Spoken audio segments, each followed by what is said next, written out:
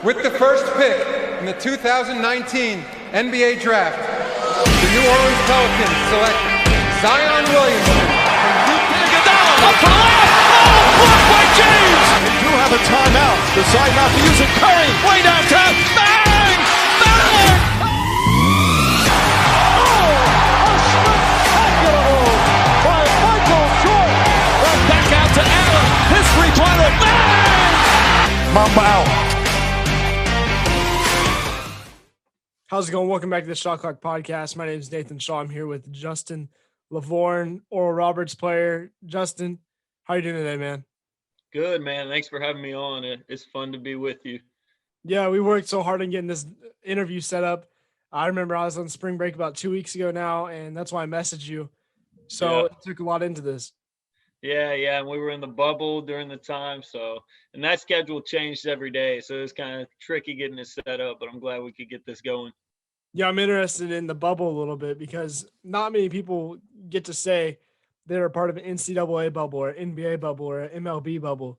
Right. No one can say that besides a very select few, like 10%, like not even 10%, like 3% of the world can say that they've been in the bubble. That's a good point. So what's that like? Really cool. Yeah, go ahead. Were you about to say something? Oh, what's that like for you just to be a part of that like small group that's been in the bubble? Right. Yeah, I mean, it was really cool. It's really unique.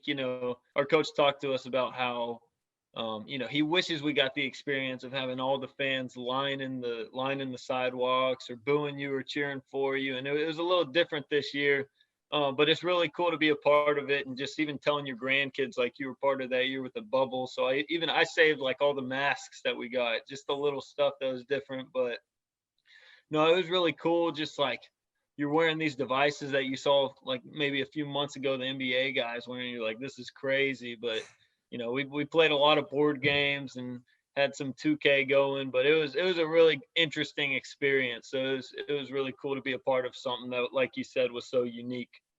Yeah. And I mean, with being a part of that, I mean, you got to find ways to make use of your time because you're there. You only practice about 4 hours a day, maybe have 2 practices a day. And at that point, You don't even need 2 practices a day because it's like, well, we're already sitting here practicing, but it's just for something to occupy your time with.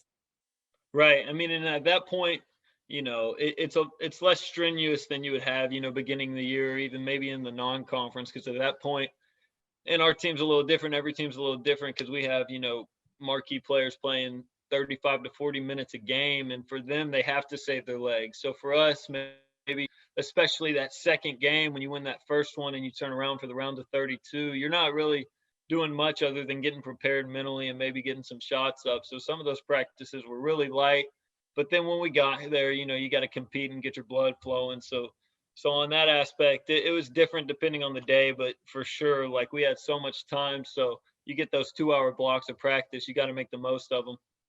Well, yeah, you guys played 3 games within like 1 to 2 weeks. So right, yeah, that's very unusual besides maybe in high school ball. And with you being in one area, it makes it a lot easier too. Yeah, definitely. I think that actually helped a lot. And it kind of helped us. I mean, we compete with anybody, but I think it kind of served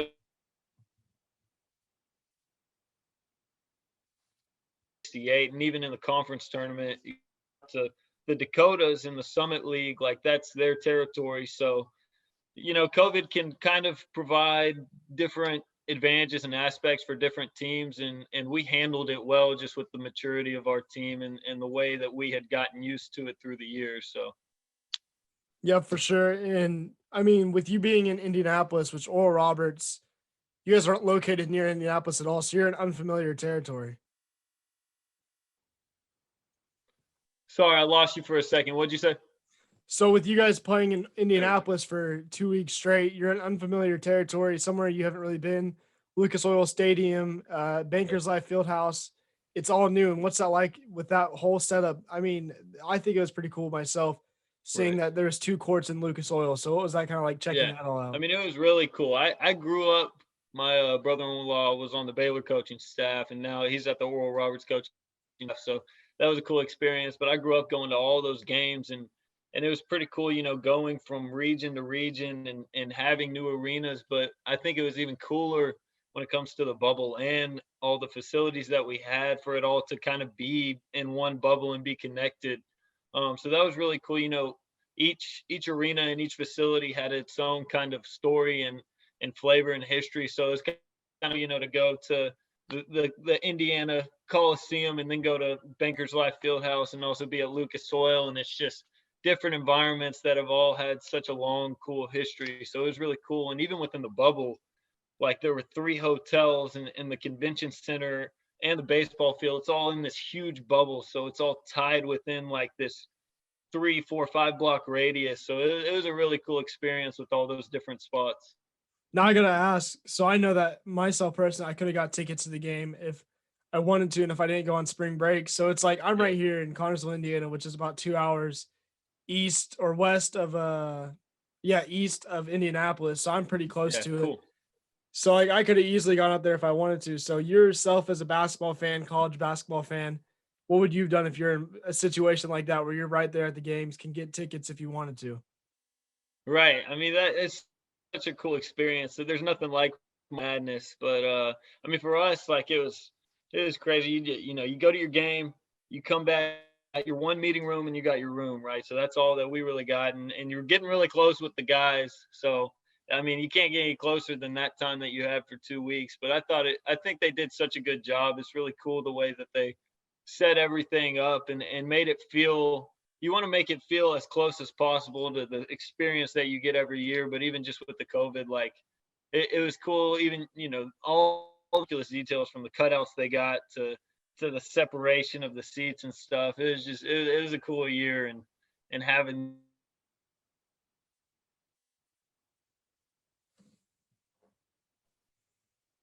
Yeah, and then you guys got to Can you hear me? Sorry, it's been chopping in and out a little bit. You're all Go good. ahead. Yeah, I noticed that. But you guys, I mean, you guys were one of the unexpected teams to make it that far. I mean, you upset number 2 Ohio State as a number 15 seed. So, I mean, you guys pulled off a remarkable feat in Oral Roberts history as well as March Madness history. Yeah.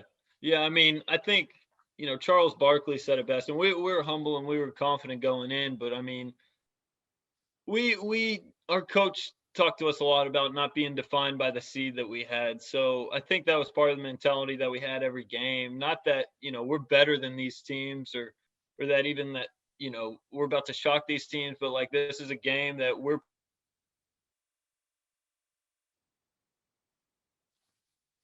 conference schedules in America. I think we're nationally. So we had been in situations where we had played those type of teams in those type of environments. So we felt like we were, prepared as anybody to go in there and give them a game. And that's all you can really ask for. So we had some of the best players on the court, and we had a great game plan. And when it came time to play, I mean, in March, it's anybody's game. So. Yeah, March Madness. I mean, it's an incredible idea. Just it's been madness nonstop. I mean, we watched Gonzaga's game the other night where Jalen Suggs hit that deep 3, and I got asked, "What's your opinions on that?" Yeah. If you're able to pull off that kind of shot, I mean, would you have done the D Wade celebration like he did? Man, I think he had to. That was great. That was awesome. They've just had such a crazy year. I mean, they're almost about to have history undefeated. I think it was like in the 70s or something the last time that it happened, but it's just amazing what they've done. And yeah, he had to hop on the table on that one. He had to do it.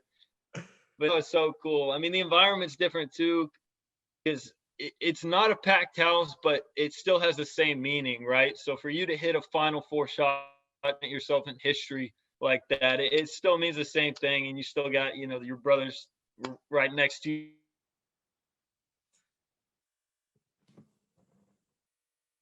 Maybe being a 15 seed and making a run. So Yeah. I mean, you guys, like I said, with your run, you guys upset number 2 Ohio State, and I remember seeing Twitter and Instagram comments going crazy. So, did you ever check? Was social media ever a priority that you made, or a secondary / third option that you had in the bubble, where you're like, man, I got to get on social media a couple of times and check what people are saying about the team?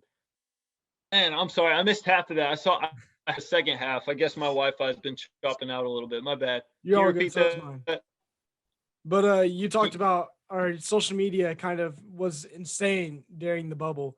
I Yeah, mean, you guys pulled off the upset against Ohio State, Florida State, and then lost in the Sweet 16. But social media went crazy over Max, over a couple of the right. other guys on the team. And you guys, were you ever checking comments on social media, kind of like, wow, I wonder what people are thinking?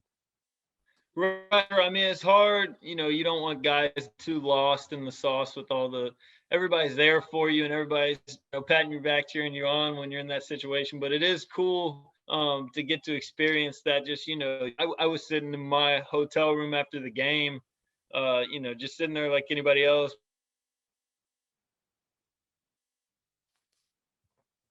Really cool. Like it's a really special situation that most people don't get to be in, especially because I think people that have grown up like witnessing March Madness and appreciating it every year and filling out the bracket just really understand even more the magnitude that it is and how special it is, especially when a team is able to like upset somebody like that. It's really cool. I mean, with the social media stuff, it's just crazy. I think the craziest part is in different people that you would never expect, tweeting about Max or just tweeting about Oral Roberts, and then just in general, like the exposure that it got for the university and it got for our program and stuff was really cool. So it just really awesome to see that just pop up on your own Twitter.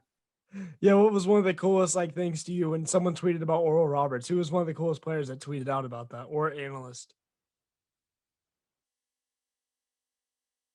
Every day, or you see somebody like CJ McCollum, they're tweeting about Max. So just seeing guys that it's kind of just cool, like going about your business and then like a name that is somebody that you're with or your team just pops up on something that you're following, like House of Highlights every day. So that's the cool stuff.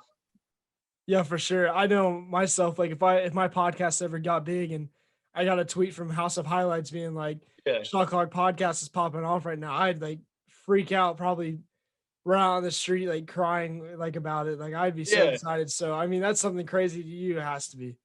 Yeah, for sure. I think it was almost surreal and it's kind of cool to soak it in, kind of being away from the bubble. Because when you're in there, it's what's next? What are we doing to prepare?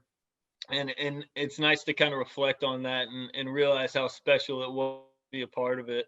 I think, like you said, when you work on something or you're involved in something so long, just to kind of see it like come to fruition or just to see yourself in that moment is kind of surreal. So yeah, it is awesome. Yeah, and I mean one thing we talked about while you're in the bubble was we talked briefly about how crazy your schedule is. Because I mean, we were trying to set up this podcast, and I was really hoping to get a bubble podcast interview. But Right. with Yeah. everything going on, it was like your schedule is all over the place. So really, what was that kind of like with not having a really set schedule until the day of? Right. I mean, we were really just dependent on our ops guy is amazing. His name's Steve Upshaw, but he did such a good job, and they handle it so well for us. We kind of just show up where we're supposed to. But I mean, the breakfast times have kind of changed. But you got your breakfast, and then that COVID test can be anywhere during the day from 11 a.m. to 9 p.m. They just give you your slot, right? Because they have to coordinate all these teams through there.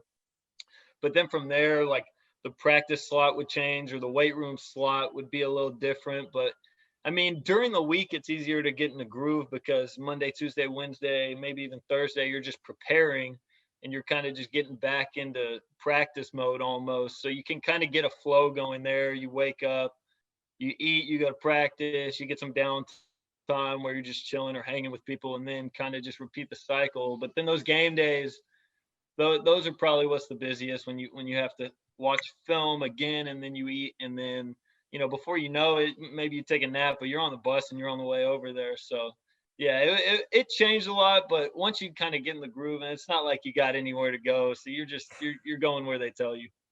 Yeah, and one of the things I thought was funny you brought up was the breakfast and everything because, I mean, it's just like the NBA bubble. A lot of players was like, man, what the heck is this food that we're eating? Yeah. So was there ever a point where you're like, man, I'm really eating high school lunch again? I mean, it wasn't that bad. We had some different options, but I think it's an adjustment for anybody. I don't want to hate on the food. I will say it improved. It continued to improve. I liked the cobbler, but when they have so many teams, I don't blame them. But we might have had chicken and pasta a lot. I'll just say like it was consistent. I'll say that. Yeah, chicken and pasta, favorite meal combo, and definitely great to have every every other day in the You bubble. can't really go wrong with chicken, pasta, and cobbler. So I'll give them props.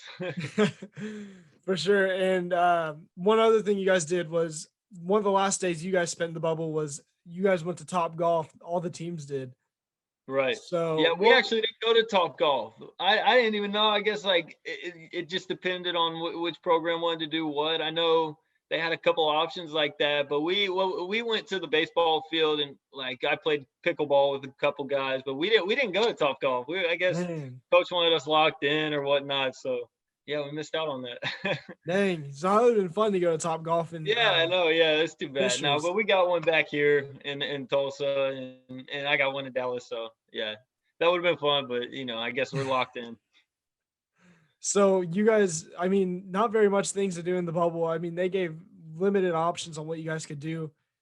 And you guys, like you said, you missed out on going to Top Golf and play pickleball. So, I mean, it's kind of a different scenario and with that much limited options. So what was that kind of like being limited to what you're able to do? Sure. I mean, when you're usually in the tournament, it's kind of like you go and you play your games, and then you go home, and that can be kind of challenging for some teams to go home and have to refocus when you got all these people wanting to celebrate you, and you do have like that freedom where everybody kind of wants to be around you because you're kind of a big shot right now. So maybe sometimes that can be a distraction to actually go home, where the bubble is kind of helpful with that.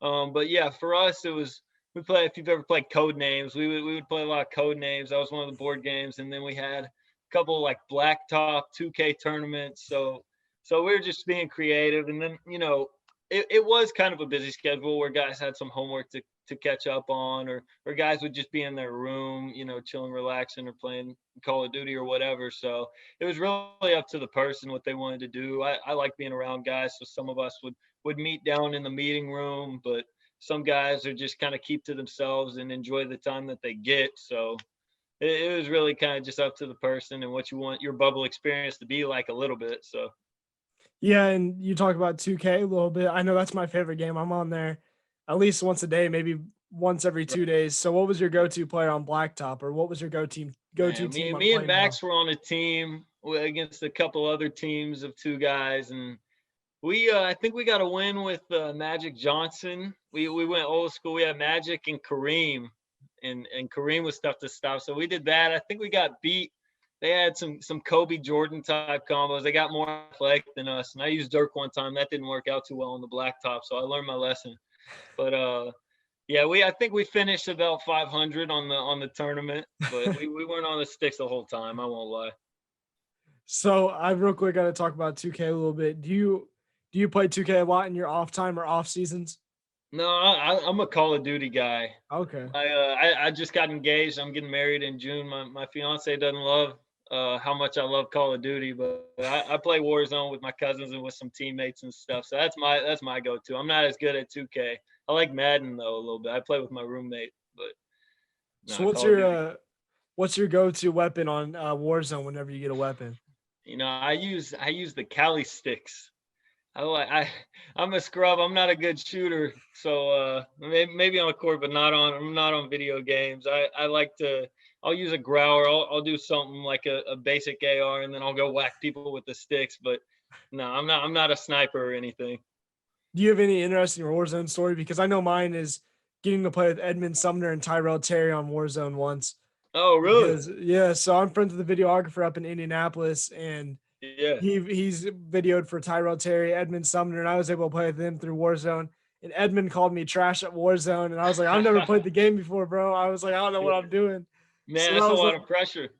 No, I don't have any cool like teams that I play with, but I guess just like one time I was like, guys, please, can we all just use the riot shields and the sticks, just one game? And they were like, this will never work, and we ended up winning, and it was so funny just to try to win like that. So no, nothing too crazy, just trying some different funny stuff out. If you play so much, you get bored sometimes a little bit, mix it up, but yeah, no, not any cool dudes like you. so I want to talk a little bit about your college career itself. You went from D3 to D2 to D1. I mean, you're all over the place. So really, Right. I mean, what was your start out like in college ball? Right. So I didn't intend for that to be the journey, but I guess I might be the only person that's ever done it, so I might need to write a book about it and, and share all the little parts that are different and everything. But yeah, so I started at D2 in Dallas. I was at Dallas Baptist. I was there for a couple of years. Great program. We won 2 conference championships when I was there. But I just had some great players in front of me. You know, we had a guy from the Netherlands, and we had even the guy that was their leading scorer this year, Chandler Jacobs. He's you know, All American, and he's about to have a great career ahead of him too. So I mean, even just a lot of guys in front of me. It didn't work out, but I love the experience there. And then I moved on to a D3, and is actually out where my fiance went to school, so that had nothing to do with it. But yeah, I just enjoyed my time out there. The experiences are so different, and it was really cool to have. Just because D2, I mean, you have to respect the work ethic that you have there because the demand is close to the D1. You're getting paid. I was a preferred walk on, but guys are getting paid to play, and it's the real deal. The talent level's there. And then kind of at the D3, there's no knocks on D3. You got players, but I got to kind of have more of a real college experience, which I kind of enjoyed, you know, just getting to kind of feel like a college kid, but then also, you know, get more opportunity to play. But I kind of always intended to come to Oral Roberts, and the timing worked out best just for that grad year after getting my degree. So I made my way up here during the summer and came as a grad transfer as a walk on, and Coach Mills gave me a great opportunity, as well as Coach Patterson, who got me on here, and I just love the experience here. I learned so much, and the coaching staff was great because, you know, I have an interest in the you know, the IQ side of basketball. I love basketball as a whole, along with being a player. So, you know, even not being like a big minute guy, and I made the most of the opportunities I got, you know, as a walk on. It was fun. I think I ended like 57% from 3, so I'll take it. I'll take that and run with it. But yeah, just getting to, you know, ask questions and be involved, like, as much. Nobody on the staff would, you know, be too good or not have enough time to answer your questions or talk with you or help you grow, whether who you are. But just, I never imagined being a part of a run like this. So I got pretty blessed and pretty lucky to be a part of that. So God's had a good plan for me that I had no clue about. Yeah, and I mean, you talk about getting a couple minutes in the Oral Roberts games this season. I remember checking a little bit of your stats and seeing that you got some minutes at the end of the year, and you put up like Yeah. 5, 7, 8 one game, and then about 6 the other game. So I mean, you made the most of your minutes you got, put up some Right. shots. So really, I mean, that's the beneficiary part, is you're able to make the most out of what you got. Sure. I mean, it was fun. You know, I wouldn't say I have a D1 athleticism or anything, but I can shoot a little bit. So getting in there at the end, I didn't expect to shoot how I did, but I'll take it. I think I started the year, I was like 11 for maybe like 14 or something. So I got a hot start in just those minutes, and really enjoyed the time. But you know, it's a different ball game when you get in high pressure situations, and we got a lot of really good shooters and really good players. So, you know, that everywhere I've been, the competition's been tough, and that's how you develop winning programs. So it was great to be a part of this one as a walk on, and be under guys that could really hoop. Yeah, and really, I mean, not many people dream of going to college and being a walk-on, but Right. some people are able to like kind of be thankful for the moment that they have to be able to play for historic programs or be able to play for a college program, just period. Because I know a lot of the high school players at my school, they dream of going to college and play, but reality is some of them could end up being a walk-on. So Sure. what's your advice for anybody that ends up as a walk-on? No, I mean, I didn't plan to be a walk on. I think some guys, you know, if you love your academics, and that's great, and that's a better fit for you, than being a walk on is a great opportunity. I would say for me, it was more just kind of the way things unfolded, and the opportunities that I was given. I think two of the biggest lessons I've learned are first, go somewhere that values you. So for me at this point in my career, you know, I'm not trying to play overseas, and being in a program that valued me kind of as a person and as an older player, even as a walk on, was really special. So I knew coming in here that my fit wouldn't be a big minute guy, but guys can get caught up a lot in trying to go higher, or trying to, you know, find the school that they think will give them the most Twitter likes. But more important than that, it's just finding the right value, a school that really wants you there, right? Because that's more important than any of it. And then finding the right fit, because not everybody, you can be good, but if you're at the wrong school, it's not going to work out for you. And that's not all your fault, and that's not all the coaching staff's fault. But I mean, I think that comes back to transparency and just knowing what you're trying to do and where you're trying to go. But I think with fit, that makes such a big difference. I mean, you see it in the NBA, how guys people think they're terrible, but in reality, they're just in a bad situation just for their fit. And I think that happens a lot in college. There's a lot of people that trash the transfer portal, and I'm kind of in the middle. I know, like, I transferred 3 times, but so I would say, like, I could have learned the value of sticking some things out better. But for me, like, I came to a position at the end where I found a great fit. And I think that makes the biggest difference of everything. So whether you're a walk-on or wherever you're trying to go, if you can find some place that wants you there and that wants to appreciate the part that you can bring to their program and vice versa, that's more important than anything. Yeah, and I gotta ask. I mean, you said academics is something you value. So, I mean, what are you majoring in college? What are you minoring in? Right. So I did business as my undergrad, and now I'm in the master's program. So I'm getting my MBA in leadership. But actually now, so I'm done playing. I'm pursuing kind of entrepreneurially. I'm going to be a shooting coach and kind of like a shooting instructor, training guys. So that's my plan, and kind of to use the business side of that. I'm not really an academic person. I make good grades, but I don't have a passion for academics. I don't know if most basketball players would say they do.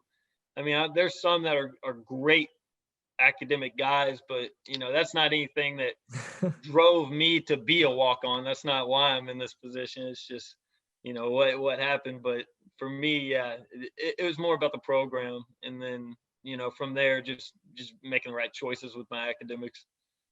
Yeah, and I saw one of your pages that you have for Instagram as a shooting coaching page. Right. So what guys can you say? Because I know there's Lethal Shooter out there. There's Chris. Mike Dunn is my guy. That's Mike Dunn's your guy. Yeah. So I interned for Drew Hanlon with Pure Sweat with the skills training out in Los Angeles the past couple of years, and that was a great experience. I got to help with workouts for Brad Beal and Jordan Clarkson and Shimmy Ojale, a lot of really good basketball players out there, and really learn like how they get better. So that really helped me a lot. But then I've also connected with Mike Dunn, and he, like, if you want to learn how to shoot, he's the guy. So I really learned and took in the opportunity to learn from him and be able to just ask him questions, because a lot of guys that are like that aren't really accessible, and he's a humble guy. He's done a great job really helping me out to understand this stuff to a deeper level. And that really helped me this year, even as a walk-on. I kind of had a rumbly college career, but understanding like how to shoot kind of made the game so much more fun for me, and understanding it to a deep level. So I just have a excitement to pass that on. That's why I want to do what I'm doing now. So. And you have your own podcast as well, right? Right. So I did. I got to give you props for doing this, because so many people start podcasts, but the trick is like keeping it going. So I had one that I did at my last school with my roommate, Keenan Holdman, and we ran it, and it was kind of just to kind of get the stories of guys and hear, what they had to say and what their playing career or coaching career, training career has been like. So that was called Hidden Gems. But it's kind of retired right now. I might bring it out in the future, but I got to give you props for the way that you've conducted and run your podcast. It's pretty impressive. Thank you. I appreciate that. You for sure got to bring it back up, especially after that run you guys had. I mean, yeah, I might have to. I thought about bringing some equipment to the bubble, but that would have just been tricky and trying to coordinate with everything. But kind of like I think Jordan McCabe. He's a player that has a pretty good one. He has a good social media following, so he kind of leveraged that into a podcast. There's some different guys that have some good ones, but I see a lot of podcasts that last a couple of weeks, and it's fun, but it's a lot of work. So yeah. I know for you, like handling all that and the way that you kind of make it look professional is pretty cool. Thank you. I appreciate that, man. Yeah. But for sure. And I mean, yeah, with your podcast, I mean, this would be the perfect time to kind of milk it out, because I mean, you just went on an amazing run to the Sweet 16. I think You guys are the only number 15 seed to do that in NCAA championship history, right? Right. Well, we would have Florida Gulf Coast made it that far. We would have been the only ones, and I think they got beat by like 12, and they had a great team, but I even think like we're a different team than what they were, and our like run is kind of different than theirs was. And losing by 2 to Arkansas, we felt like we should have had that one, and we can compete with that team or any team that we felt like we were going to play and had played. So yeah, it was tough. We definitely, I think we were the only second team as a 15 seed to make it that far. So that was tough. Yeah, before we close off, I gotta ask: did you fill out a bracket yourself before heading into March Madness? No, I didn't do it. I know I got so many texts, just from, oh, you ruined my bracket, or oh man, I'm so glad. I know you said y'all had this, so I put it. Thank you, but it's kind of weird to get like texts from friends like, oh, you ruined my bracket. Like, what do you mean you didn't put us? So that's kind of like hey, that's on you. You should have had some faith in the Eagles, but no, it was cool to get those texts and all the congrats and just like realizing like, oh yeah, well, there were a lot of, everybody fills out a bracket, so it's kind of cool to like be that team that either like makes you in the 1% or like just ruins your bracket. Yeah. Well, I'm gonna be honest. My bracket was ruined from your guys' first game because I had Ohio State, and so I'm a big University of Michigan fan since I'm from Michigan. So I had University of Michigan going all the way to the end. And then I had Ohio State going in because I was like, that would be funny to see. I was like, Ohio State versus Michigan. Yeah. And then I have that, and I see the first game. I'm like, Oral Roberts? Yeah, I'm who's like, that? where did this come from? Well, sorry about that. That's why I feel like everybody was mad, but they enjoyed. Like, I feel like we got more people rooting for us, even if we did ruin the brackets. Everybody loves the underdog, so. Yeah, I know. Whenever I saw you guys won, you guys became like an instant favorite of mine to watch because I remember watching Max and all the guys play. And I was just like, man, this team's really good to watch. They're a solid team. Yeah. Well coached. And I was just enjoying watching it. So I was rooting you guys, hoping you guys would go to the Final Four at least. Right. When you guys found the Sweet 16, I was like, what a good run ended. So I was definitely rooting for you guys. Well, yeah, and you'll have to keep up. I mean, I might still be a part of the program. I don't know what God has for me, whether that be a grad assistant and whatnot. But the program, this won't be a one-time thing. You know, Coach Mills is staying, and we got a lot of great recruits. And I mean, we do one of the best jobs in the country. The coaching staff does in development and keeping guys around and developing a culture that wins. So I don't think you should be surprised if you see us back and making a run again. I think they're locked and loaded, and it's only on the way up. So the trend's definitely positive. Well, Justin, thank you so much for coming on. And I mean, it was great talking to you, man. Yeah, for sure. Appreciate you having me, and keep doing what you're doing. I'll be in touch, but man, this stuff is great. So any way that I can help you out or promote it or anything else, I mean, this podcast is legit. So appreciate you having me on. No problem, man. And for the listeners, if you want to check out the Shot Clock, check me out on Instagram at Nathan R. Shaw, or check out the Shot Clock Pod on Instagram. Check out Justin at Justin Lovvorn on Instagram Shooters as well. HQ. So yeah, for sure. Check him out. Shooters HQ. Yep. And I mean, be sure to check him out. He's doing amazing stuff, and best for the future of him. And check out our new merch at the link in my bio on linktree.theshotclock. And thanks for checking out the Shot Clock.